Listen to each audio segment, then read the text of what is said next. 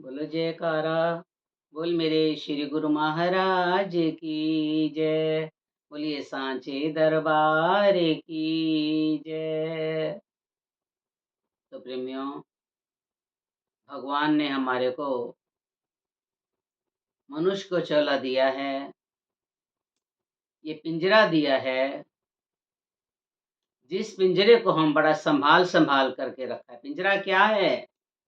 ये शरीर जो रूपी हमारे को पिंजरा दिया है, इसको हम बड़े संभाल संभाल के रखते हैं।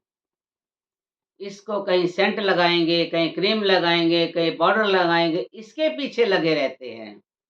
लेकिन इस पिंजरे के अंदर एक पक्षी भी है। उस पक्षी का कभी हमने ध्यान नहीं करा। उस पक्षी को कभी हमने कुछ दाना नहीं डाला। लेकिन इस पिंजरे को सजा सजा के चलते हैं और हर वक्त इसी में लगे रहते हैं कि कहीं ये खराब ना हो जाए, कहीं ये बूढ़ा दिखने ना लग जाए। हम इसको ऐसे संभाल के रखते हैं, लेकिन पोंछ-पोंछ के रखते हैं। कभी शरीर का कोई अंग सजाते हैं, कभी कोई अंग सजाते हैं, लेकिन इसके अंदर जो पिंजरे के अंदर जो पक्षी है ना, उसकी हमने कभी भी गौर नहीं करी। वो पक्षी क्या है? वो हमारे अंदर एक आत्मा है। उस आत्मा का हमने कभी ध्यान नहीं करा।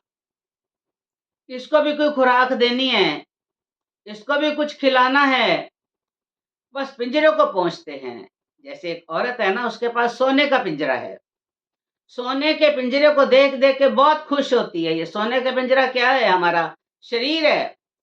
ऐसे वो औरत सोने के पिंजरे को देख देख के बहुत खुश होती है। कभी उसको पोंछती है, कभी उसको चमकाती है, कभी उस पे पॉलिश करवाती है, रोजाना उसको झाड़ती है कि ये गंदा ना हो जाए। लेकिन उसके अंदर जो पक्षी है, उसका ध्यान नहीं करती। वो पक्षी जो हमारे अंदर आत्मा, उसका ध्यान नहीं करती। एक दिन क्या होता है कि वो पक्षी मर जाता है। मर जाता है तो उसको लगता है कि ओहो! ये तो पक्षी मर गया, पछतावा होता है अब तो, कि मैंने तो इसकी केयर ही नहीं करी, मैंने इसकी तरफ ध्यान ही नहीं दिया। वो मर जाता है तो मरने के बाद पछताने के सिवाय और कुछ हाथ नहीं लगता। ऐसे महापुरुष समझाते हैं कि जो सोने का पिंजरा हमारे को मिला है, वो हमारा शरीर है। इसको हम पोंछते हैं, सजाते हैं, सँवारते हैं, लेकिन इसके अंदर जो आत्मा रूपी पक्षी है, उसका हमने कभी गौर नहीं करा। उसको हमने कुछ खिलाया नहीं, कुछ डोज़ नहीं दी, कुछ खुराक नहीं दी। कौन-सी खुराक? वो नाम रूपी खुराक, भजन रूपी खुराक, सेवा रूपी खुराक, सत्संग कभी हमने उसको दिया नहीं। कभी उसको अपने मालिक के साथ जोड़ने की कोशिश नहीं करी। आखिरकार टाइम पा करके वो आत्मा यहाँ से अंदर से निकल जाती है और बाकी क्या रह जाता है? खाली पिंजरा रह जाता है। तो कीमत किसकी है? आत्मा की है, श्वासों की है। लेकिन वो शरीर जो है, पिंजरा जो है, यहीं पड़ा रहता है। इसलिए जहाँ तक हो सके महापुरुषों ने समझाया है, इस आत्मा को सेवा, सिमरन, सत्संग, भजन में लगाते रहें, उसको ये खुराक देते रहें, तो ये हमारे जीवन का भला हो जाएगा, हमारा जीवन सार्थक हो जाएगा। खाली शरीर को सजाने संवारने से भगवान प्रसन्न नहीं होते। भगवान भी तभी प्रसन्न होते हैं जब हम उस आत्मा को उस परमात्मा के साथ मिलाने की कोशिश करते हैं। इसलिए उस औरत ने, जिसने पिंजरा रखा हुआ था, बहुत पछताई, रोने लगी। अब रोने से कुछ नहीं बनता। जब टाइम हाथ से निकल गया, अब उसके बाद क्या बन सकते। इसलिए कहते हैं, श्वास रहते हुए अपने टाइम को संभाल लें, अपने अंदर वाले इस पक्षी को खुराक दे लें, नाम सिमरन कर लें, भजन कर लें, तो हमारा जीवन सार्थक होगा।